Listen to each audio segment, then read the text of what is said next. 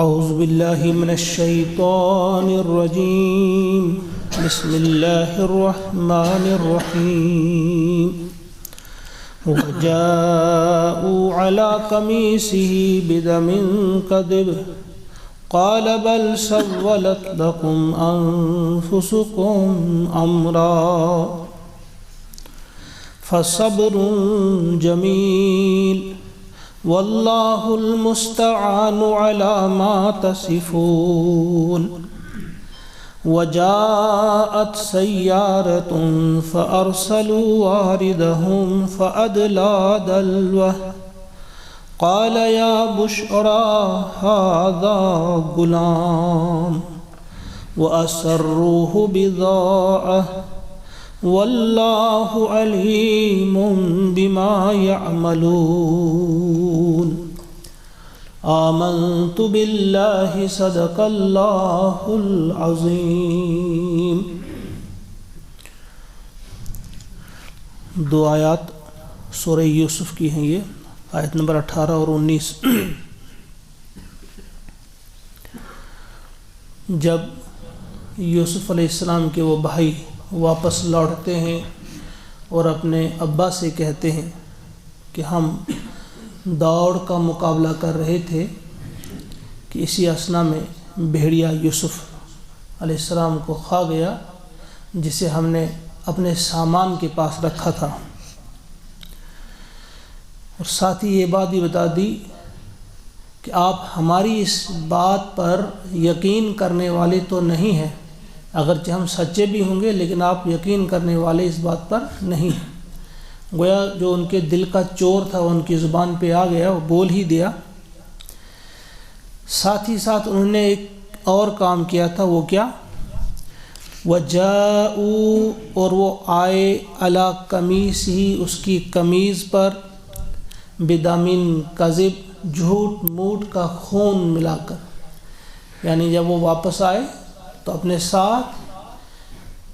یوسف علیہ السلام کی قمیض بھی لائی تھی اور اس پہ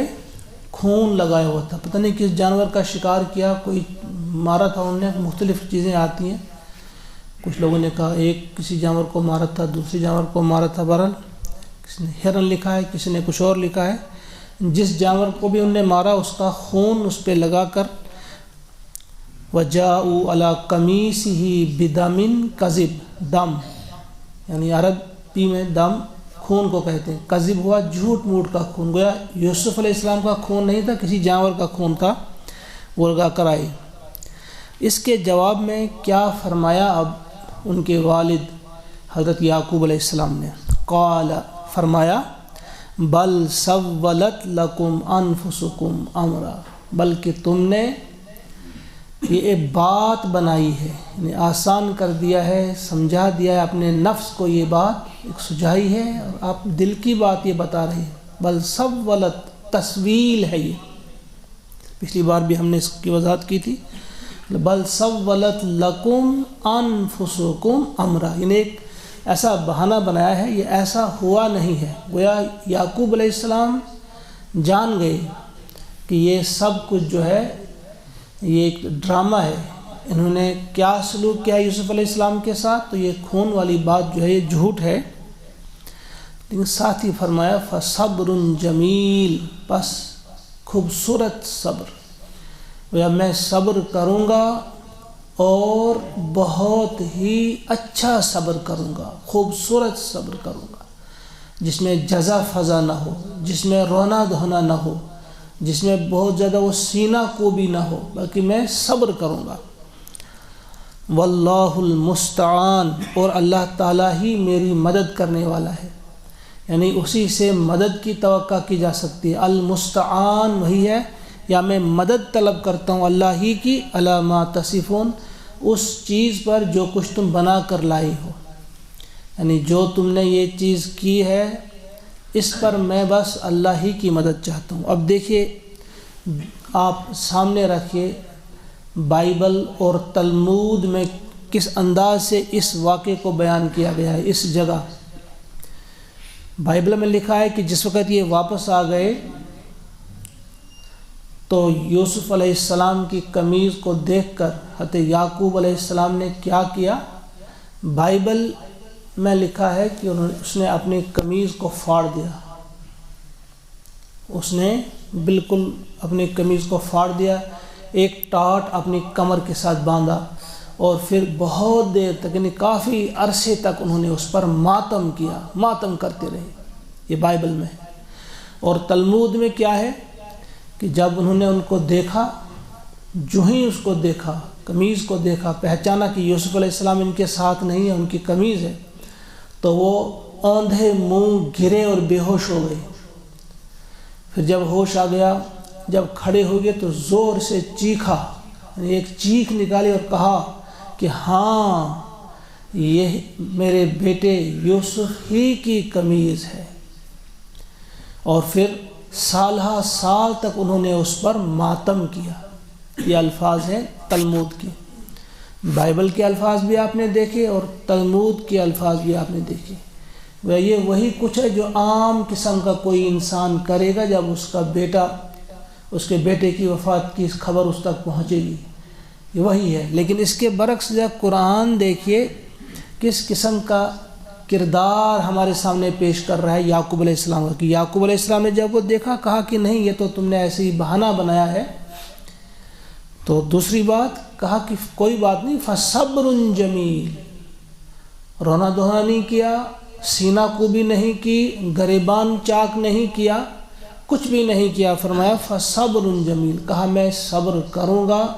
اور ٹھیک صبر کروں گا، بہترین صبر کروں گا، خوبصورت صبر کروں گا۔ اور پھر یہ جو تم نے بنایا ہے یہ سب ڈرامہ، اور اس پر میں اللہ ہی کی مدد طلب کرتا ہوں کہ وہی میرا مددگار اس معاملے میں ہوگا۔ وجاءت سیارۃ، اور آیا ایک قافلہ، یعنی یہاں دوسری جگہ اب یہ تو گھر کا ماحول بیان کیا، اب دوسرا سین یہ بیان کر رہا ہے قرآن کہ وہاں کیا ہوا جہاں چاہ میں ڈالا تھا یوسف علیہ السلام کو، کہ وہاں ایک قافلہ آیا، فارسلوا، انہوں نے بھیجا، واردہم، اپنا وارد سکا کو کہتے ہیں، سکا یعنی جو جس کے ذمے پانی کی ذمہ داری ہوتی ہے، جو پانی لاتا ہے پانی پلاتا ہے اسے سکا کہتے ہیں۔ تو انہوں نے اپنا سکا بھیجا۔ کچھ لوگوں نے لکھا ہے کہ وارد کہتے ہیں جو قافلے میں سب سے آگے چلنے والا ہوتا ہے، اس کی ذمہ داری ہوتی ہے کہ جگہ تلاش کی جائے، کہاں بیٹھنا ہے، کہاں قیام کرنا ہے، پانی کہاں سے لانا ہے، پانی کا بندوبست کیا ہے کیا نہیں ہے۔ لیکن اکثر مفسرین نے لکھا ہے اس کا مطلب سکا پانی پلانے والا یا پانی کا بندوبست کرنے والا۔ انہوں نے بھیجا اپنا سکا، فادلا دلوا، جب وہ سکا گیا پانی کا بندوبست کرنے کے لیے اس کنویں پر پہنچا، اس نے ڈول اس میں ڈال دیا، فادلا دلوا، اس نے ڈال دیا اس میں ڈول، پانی نکالنے کے لیے جو ہوتا ہے بالٹی سمجھیے۔ قالا، تو جب اس نے وہاں کچھ دیکھا، وہ لڑکا دیکھا، قالا، کہا، یا بشرا، ہاں کیا خوشی کی بات ہے، کیا خوشی کی بات ہے، خوشخبری کی بات ہے، ھذا غلام، یہ لڑکا ہے، یہاں تو ایک لڑکا ہمیں ملا، یعنی اس کی چیخ نکل گئی، اتنا حسین جمیل خوبصورت لڑکا جب دیکھا کہ یہ تو ہماری تو قسمت سنور گئی، ہم اس کو بیچیں گے، پتہ نہیں کتنی قیمت اس کی آئے گی۔ جو ہی وہ دیکھا کہا، یا بشرا، ہائے خوشخبری، سنو خوشخبری، ھذا غلام، یہاں ایک لڑکا نکلا۔ اور اسے دیکھ کر کیوں نہ خوشی ہوتی، ان کا حسن کیا تھا۔ آپ نے پڑھا ہوگا مسلم شریف کی ایک حدیث میں ہے جس میں معراج کا ذکر ہے، وہاں پیارے نبی صلی اللہ علیہ وسلم نے فرمایا کہ یوسف علیہ السلام کو جس آسمان پہ آپ نے دیکھا تو آپ کو دیکھ کر فرمایا کہ آدھا حسن یوسف کو ملا ہے اور آدھا پوری اس جہان کو دیا اللہ تعالیٰ نے، یعنی اتنے حسین تھے یوسف علیہ السلام کہ آدھا انہیں ملا تھا اور آدھا پورے جہان کو۔ کچھ کتابوں میں ایک اور روایت کا بھی تذکرہ آتا ہے، اللہ بہتر جانتا ہے کہ اس کا جو وہ سند کس حد تک ہے، وہ اس میں لکھا ہے کہ جس آسمان پہ یوسف علیہ السلام ہے وہاں اللہ تعالیٰ نے کوئی قندیل نہیں رکھی ہے، کوئی چراغ وغیرہ نہیں رکھا، بس انہی کے چہرے کا وہ حسن ہے، وہی روشنی وہاں پہ ہے، اللہ بہتر جانتا ہے۔ تو جب اس بچے کو دیکھا تو وہ بہت خوش ہو گئے، یا بشرا ھذا غلام، اور ساتھ ہی خیال آیا ہوگا کہ ہم تو چیخ رہے ہیں، چلا رہے ہیں کہ راز آؤٹ نہ ہو جائے، وہ اسروہ، انہیں اسے چھپا لیا، کیوں؟ بضاعہ، سامان سمجھ کر، یعنی تجارت کا سامان سمجھ کر، کہا ہم چیخیں نہ چلائیں نہ کسی کو پتہ نہ ہو، اس کو لے جائیں گے یہاں سے اور ہم بیچ دیں گے۔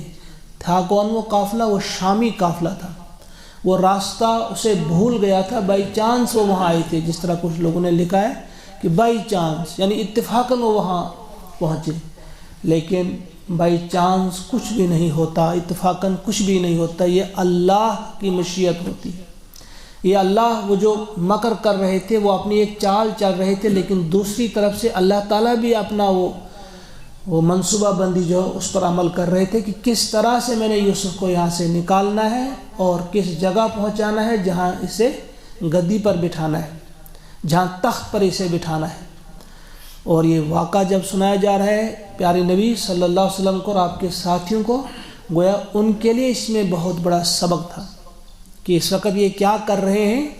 ہمارے اختیار میں ہے کہ ہم ابھی انہیں ختم کر دیں، جس طرح اس وقت بھی ہمارے اختیار میں تھا۔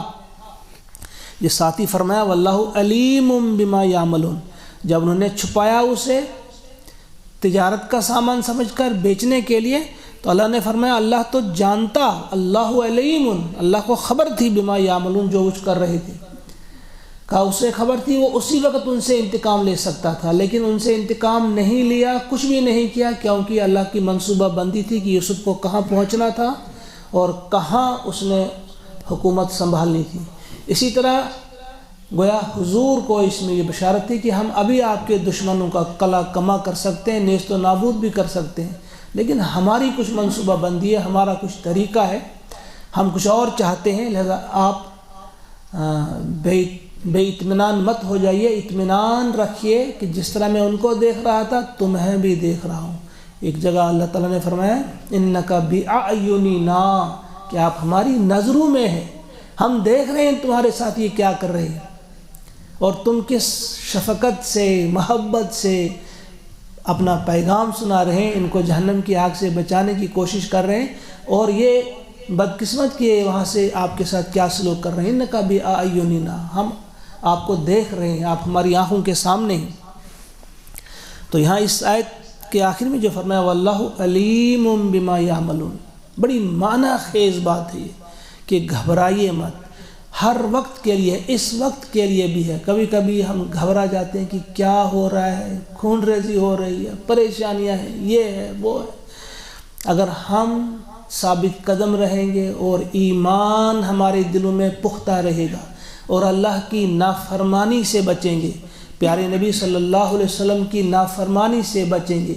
تو اللہ تعالی ہم سے بے خبر نہیں ہے، وہ ہماری مدد فرمائیں گے، ہماری سرپرستی وہ کر رہے ہیں، کریں گے، ہر وقت اور ہر حال میں ان نے ہماری سرپرستی کی ہے، ہمارا دھیان رکھا ہے، ہماری مدد کی ہے، اور آج بھی وہ مدد کرنے کے لیے تیار ہے۔ اور یہی مسئلہ یہی ہے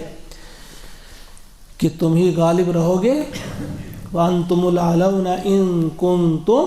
مُؤْمِنِينَ، ایمان کا ہونا بڑا ضروری ہے۔ اللہ تعالیٰ سے دعا ہے کہ وہ ہم سب کو توفیق عطا فرمائے۔ یہ ایک جو ہمارے دلوں میں ایمان کیسے آئے گا، جب ہم اللہ کے کلام کو پڑھیں گے، سمجھیں گے، سمجھ کر جب اسے پڑھیں گے تو کچھ اور دل کی حالت ہوتی ہے۔ پہلے بھی آپ نے یہ دو آیت ابھی سنی، اب آپ کو اس کا مفہوم آپ کے ذہنوں میں ہے۔ اب میں ان دو آیتوں کو پڑھتا ہوں، آپ محسوس کریں ذرا اپنے دل میں، اپنے دل کی حالت کو، کیا آپ کے دل کی حالت کچھ